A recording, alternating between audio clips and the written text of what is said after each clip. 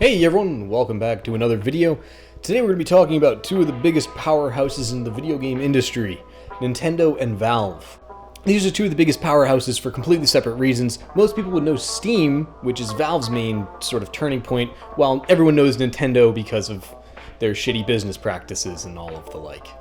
Nintendo has some genuinely amazing IPs. Look back at the 90s or contemporary, they're always making really unique experiences on their own consoles.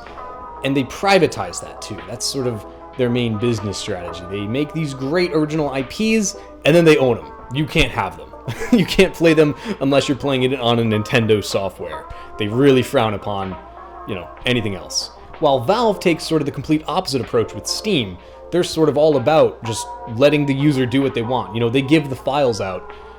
And they don't really make original IPs anymore. They did, and they had some really, really good ones, including the new VR Half-Life game. Looks fantastic. Each time they've released a computer game, it's been revolutionary. They just don't do it often. They release one game every 15 years. And so for that fact alone, I think it's hard to say anyone other than Nintendo takes the cake when it comes to original IPs. It's like choosing between children. You can't really pick. Half-Life or Smash Brothers, they're both amazing, but simply because you can get Smash Brothers more often than you can get a new Half-Life experience, gonna have to just give it to Nintendo. But one of the best things about Steam is the amazing deals that constantly come under your way. Steam is so fucking awesome. You can get games for $1. AAA titles for $1 if you just buy them at the right time with the right code and the right discounts. Steam summer sales are a godsend. While Nintendo has a very pre-internet business strategy, Steam is very much about giving the files out, giving Source Filmmaker, allowing you to mod the games, and promoting that sort of behavior, while Nintendo actively shuts it down. They go out of their way to make sure that old games that they don't support, they don't want you to play them anymore. I don't know why, but look at Slippy with the whole Melee community. Why is Nintendo being such a hard ass? I don't know. It's just an outdated way of thinking. Especially in the era when there's no such thing as bad press. It's why would you actively try to limit the press? I don't know. It's dumb. Everyone agrees it's dumb. So from a business standpoint, Valve all the way. No questions asked. Really, the only thing that even makes this a discussion is the creatives in Nintendo. Seriously, they're the lifeblood of the company.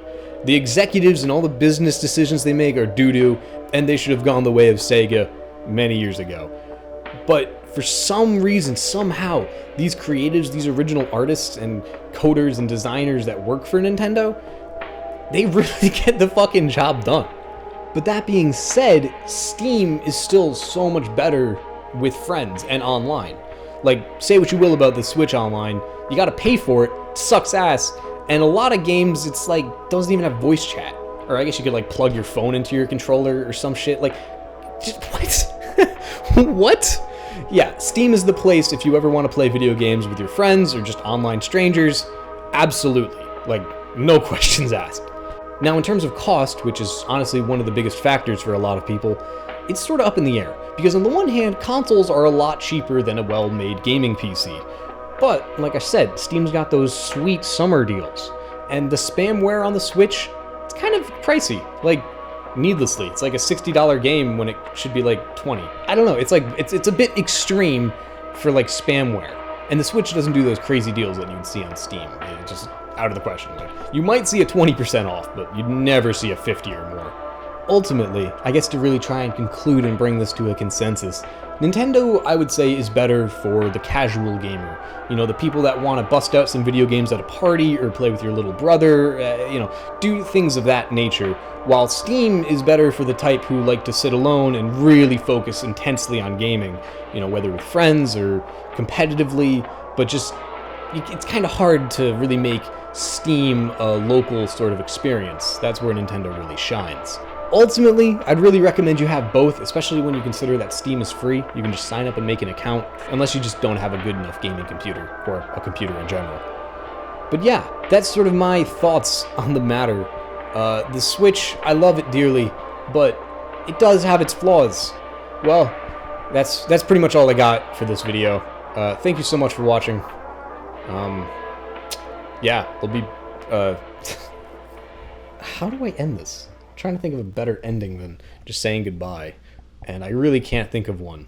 So urine speaks louder than words on a prison warden or